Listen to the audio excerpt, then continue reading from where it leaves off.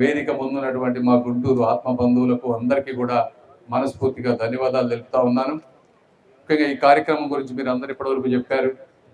క్రీడలు అనేది ఈరోజు అత్యంత ముఖ్యమైనటువంటి విషయం. ఎందుకంటే క్రీడలు మనిషిలో ఒక క్రమశిక్షణని, ఒక ఐక్యతని, ఒక చరిత్రకు కూడా పునాది వేసేటువంటి కార్యక్రమం క్రీడలు. ఈ సెల్ ఫోన్ యుగంలో క్రీడలు మర్చిపోవడం వల్ల ఎంత ప్రాబ్లం అవుతుందో మనం అందరం చూస్తూ ఉన్నాం. అయితే అదేవిధంగా ఈ స్టేడియం కూడా విపరీతమైనటువంటి చరిత్ర ఉంది. ఇక్కడ కూర్చున్న వాళ్ళందరికీ తెలుసు. ఆ రోజున ఉన్నటువంటి ముఖ్యమంత్రి గారు కాసు బ్రహ్మానంద రెడ్డి గారు చేసినటువంటిది. అన్న నందమూరి తారక రామారావు గారు ఆ రోజు ఈ స్టేడియాన్ని ఓపెన్ చేశారు 1983లో.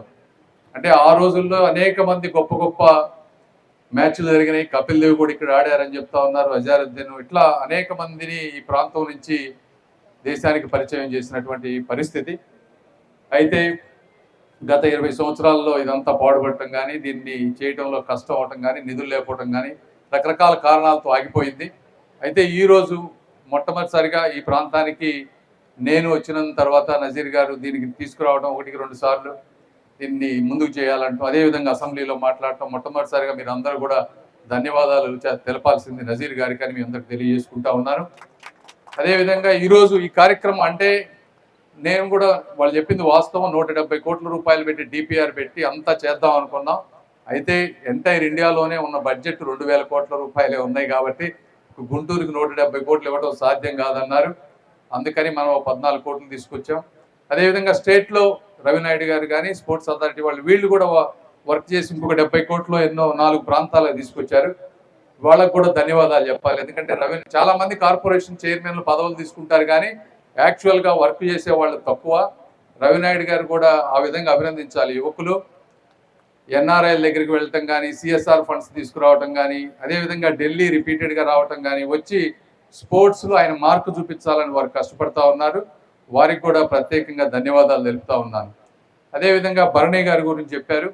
వారు కూడా యాక్చువల్గా నాకు 10 రోజులు పని ఉందంటే చేసేద్దాం సార్, ముందు తొందరగా అయిపోతుంది, వర్క్ అవుతుంది అని చెప్పి వారు కూడా ఈ కార్యక్రమాన్ని, అంటే ఇదంతా పాడుబడిన ప్రాంతంలో ఉన్నా కూడా కరెక్ట్ 1 వీక్లో అనుకున్న 1 వీక్ లోపే నీట్గా క్లీన్ చేసి ఇక్కడ శంకుస్థాపన చేశారు. వారు చెప్పినట్టు వారు కూడా స్పోర్ట్స్ ఆడతారు కాబట్టి వారి దగ్గరుండి వారి హయాంలోని ఈ 1 ఇయర్లో దీన్ని మంచిగా ఎక్కడ క్వాలిటీలో కాంప్రమైజ్ అవ్వకుండా అనుకున్న విధంగా కడతారని నేను భావిస్తా ఉన్నాను. తప్పకుండా వాళ్ళు చేస్తారు. అదేవిధంగా అసలు ఈ కార్యక్రమం మొత్తానికి కూడా అసలు ఈ డబ్బులు ఇవ్వటంలో ముందు చెప్పాల్సిన చంద్రబాబు నాయుడు గారు. ఎందుకంటే నేను డిపిఆర్లు చేయించినా కూడా అమెరికాలో ఉన్న నన్ను పట్టుకొచ్చిన వ్యక్తి గౌరవ ముఖ్యమంత్రి గారు నారా చంద్రబాబు నాయుడు గారు. ఆయన ఈరోజు నన్ను తీసుకురాకపోయింటే నేను ఇక్కడికి వచ్చేవాడినే కాదు. అదేవిధంగా మీరు చూస్తే అంటే కూటమి ప్రభుత్వం రాజకీయాలు ఉంటాయి కానీ ఒక సమగ్రంగా డెవలప్ అవ్వాలంటే కేవలం ఇంజనీరింగ్ ఉద్యోగాలు, సాఫ్ట్వేర్ ఉద్యోగాలు కాదు.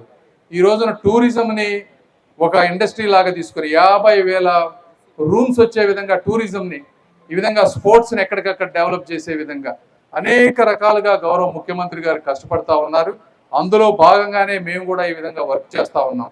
వారికి చెప్పాలి. రెండోది స్పోర్ట్స్ మినిస్టర్ మన్సుఖ్ మండవ్య గారు, అదేవిధంగా మేము ఏది అడిగినా కూడా చెయ్యండి అని చెప్పినటువంటి నరేంద్ర మోదీ గారు, వీరందరికీ కూడా నేను మరొకసారి ధన్యవాదాలు తెలుపుతా ఉన్నాను.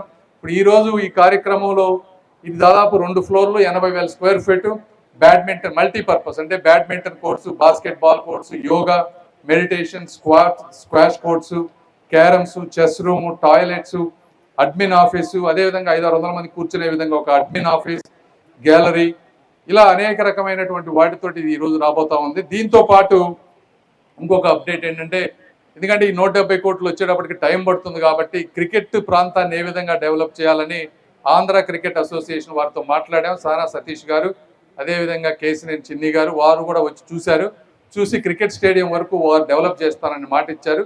వారు కూడా దానికి త్వరలో ఇంకో కార్యక్రమం పెట్టి ఈ సెంటర్ పార్ట్ని క్రికెట్ స్టేడియంగా డెవలప్ చేసి ఈ ప్రాంతంలో జిల్లా స్థాయి, రంజీ స్థాయి మ్యాచ్లు ఆడే విధంగా క్రికెట్ స్టేడియంను కూడా ఇంకొక 1-1.5 ఇయర్లు అది కూడా దీంతో పాటు తీసుకుంటామని మీ అందరికీ తెలియజేస్తూ, ఈ కార్యక్రమం అంటే ఎండలు ఎక్కువగా ఉన్నాయి, నాకే ఇంత ఎండగా ఉంటే మీకు ఇంకా ఎక్కువ ఉంటుంది, మాట్లాడాలని ఉంది. కానీ జగన్మోహన్ రెడ్డి గారి గురించి కూడా మాట్లాడదాం అనుకున్నా.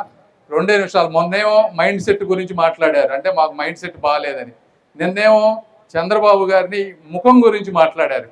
జగన్మోహన్ రెడ్డి గారికి ఇదే చెప్తా ఉన్నాను, మీకు ఉంటే రాష్ట్రం మీద అభిప్రాయం ఏదన్నా ఉంటే రాజకీయాలు మాట్లాడండి, సబ్జెక్ట్ మాట్లాడండి, అంతేగత వ్యక్తిగతంగా ఏది పడితే అది మాట్లాడితే మేము కూడా మాట్లాడొచ్చు. ఫిజికల్గా బాడీ షేమింగ్ అని ఇవన్నీ కూడా ఆ చంద్రబాబు గారి మొహమే తెలుగు జాతి ఈరోజు ప్రపంచంలో తలెత్తుకునే విధంగా చేసింది జగన్మోహన్ రెడ్డి గారు.